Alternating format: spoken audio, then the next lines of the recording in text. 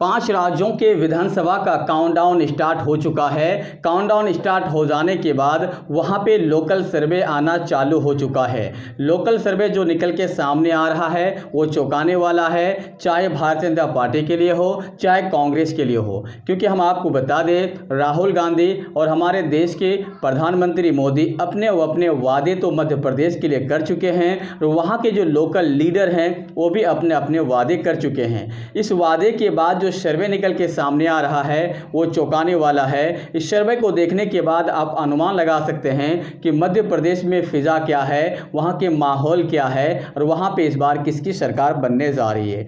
इसीलिए आप लोगों को जो भी वहाँ पे लोकल वाइज सर्वे आया है वो आपके सामने हम बताने वाले हैं। अब ज़रा गौर से सुनिएगा और पूरा वीडियो ज़रूर देखिएगा। सबसे पहला नाम आता है भोपाल। भोपाल में 7 सीट है। यहाँ पे मैच बहुत ही ज़्यादा टाइट है। 7 सीट में से 3 सीट भारतीय जनता पार्टी के खाते में और 4 सीट कांग्रेस के खाते में, 1 सीट ज़्यादा।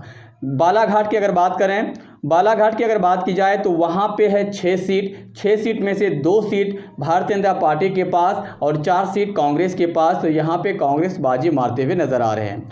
जबलपुर में 8 सीट है और यहाँ पे मैच तो बिल्कुल टाई है। मतलब 8 सीट में से 4 सीट भारतीय जनता पार्टी के खाते में और 4 सीट है कांग्रेस के खाते में। रतलाम में अगर रतलाम की बात की जाए तो रतलाम में 5 सीट है।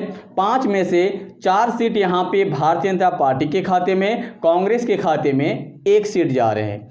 इंदौर की अगर बात की जाए तो इंदौर में 9 सीट है और यहाँ पे भारतीय जनता पार्टी 3 सीट जीत रहे हैं और 6 सीट यहाँ पे कांग्रेस बाजी मारते हुए नजर आ रहे हैं। गुना की बात कर ली जाए तो गुना तो हो गया खास करके कांग्रेस का गढ़। तो यहाँ पे 4 सीट है, 4 सीट कांग्रेस यहाँ पे जीत रही है, बीजेपी 4 सीट हार रही है।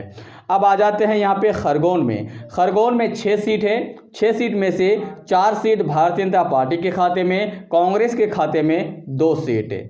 विदिशा की अगर बात की जाए 5 सीट है। 5 में से 3 सीट भारतीय जनता पार्टी के खाते में, कांग्रेस के खाते में महज 2 सीट।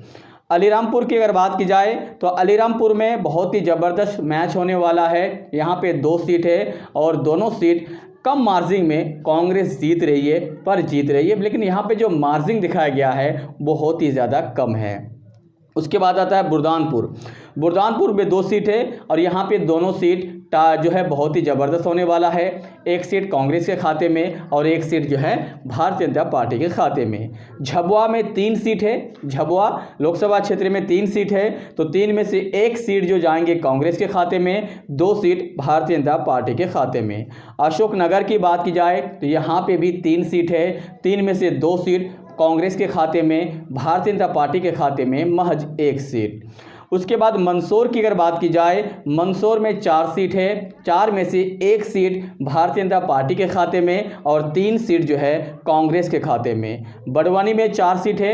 बड़वानी जो एरिया है लोकसभा का, वहाँ पे 4 सीट है। वहाँ पे मैच बहुत ही ज़बरदस्त होने वाला है। 2-2 सीट बढ़ने वाला है। अभी तक जितने भी हम सीट पे बात किए हैं, दोनों जगह में कभी कांग्रेस आगे तो कभी भारतीय जनता पार्टी आगे। कोई नहीं कह सकता कि हम यहाँ पे फुल मेजोरिटी के साथ ताकतवर होके उभर के सामने आएंगे। चलिए हम बात कर लेते हैं कुछ और सीट हैं, जैसे खंडवा हो गया और नीचम हो गया। खंडवा और नीचम में 4 सीट, मान लीजिए 7 सीट है। 7 में से 3 सीट भारतीय जनता पार्टी और कांग्रेस के खाते में 4 सीट है। देवस और उमरिया में 5 सीट है। देवस में 5 सीट है और उमरिया में 2 सीट है। दोनों मिला दी जाए तो 7 सीट है। 7 में से 4 सीट कांग्रेस के खाते में और 3 सीट भारतीय जनता पार्टी के खाते में। घाट की अगर बात की जाए तो यहाँ पे 7 सीट है। घाट में 7 सीट में से 3 सीट भारतीय जनता पार्टी के खाते में, 4 सीट कांग्रेस के खाते में। उसके बाद आता है शाहजहांपुर की बात की जाए तो यहाँ पे 3 सीट है। शाहजहांपुर में 3 सीट है। 3 में से 1 सीट भारतीय जनता पार्टी के खाते में, कांग्रेस के खाते में 2 सीट है। रायसेन की अगर बात की जाए तो रायसेन में 4 सीट है और दोसाबाद में यहाँ पे 4 सीट है। मतलब दोनों एरिया में 8 सीट है। 8 सीट में से 4 सीट भारतीय जनता पार्टी के खाते में, कांग्रेस के खाते में भी 4 सीट जा रहे हैं। उसके बाद रायसेन के एरिया हो गया सतना में, यहाँ पे बाजी बदल जाते हैं। सतना में 7 सीट है और 7 सीट में 2 सीट इस बार भारतीय जनता पार्टी के खाते में, कांग्रेस के खाते में यहाँ 5 सीट है। बैतूल की अगर बात की जाए तो बैतूल में 5 सीट है। 5 में से 3 सीट भारतीय जनता पार्टी के खाते में, 2 सीट कांग्रेस के खाते में।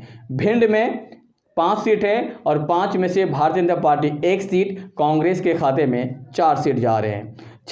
छिंदवाड़ा की अगर बात की जाए तो यहाँ पे 7 सीट है।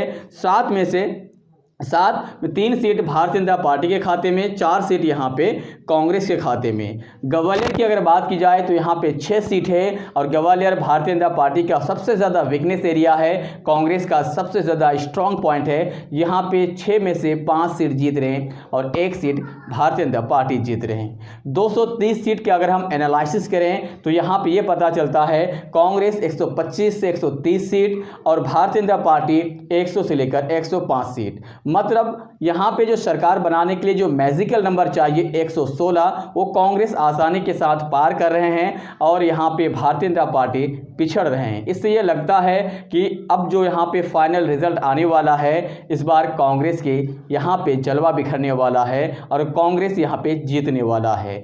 इस एनालिसिस के ऊपर अगर आपका कोई टिप्पणी है, मुझे कमेंट बॉक्स में कमेंट करके अपनी राय ज़रूर दें। और अगर आप ग्राउंड लेवल का रिपोर्टिंग देखना चाहते हैं तो मेरे चैनल को सब्सक्राइब कर लें।